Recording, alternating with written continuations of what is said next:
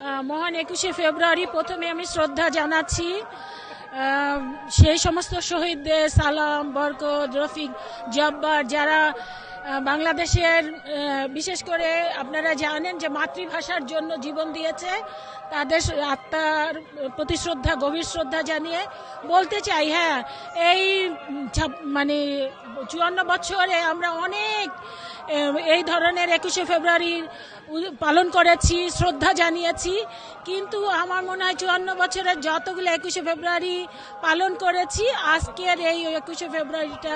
সম্পূর্ণ ব্যতিক্রম। যদিও আমরা জানেন যে আমরা অনেকবার জনগণের ম্যান্ডেট নিয়ে ক্ষমতায় এসেছি, কিন্তু দীর্ঘ 17 বছর যেভাবে আমাদের জাতীয়তাবাদী দলের উপরে নির্যাতন হয়েছে, নিপীড়ন হয়েছে, আমাদের প্রাণপ্রিয় নেত্রী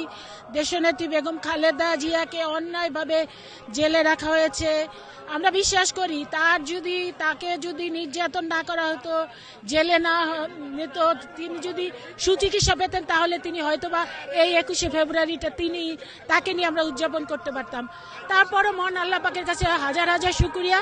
যে আল্লাহ পাক জনগণের ম্যান্ডেট নিয়ে জাতীয়তাবাদী দলকে 2/3 মেজরিটির চাইতেও বেশি ভোট পেয়ে আজকে সরকার গঠন করেছে। আমাদের প্রধানমন্ত্রী জনাব তারেক রহমান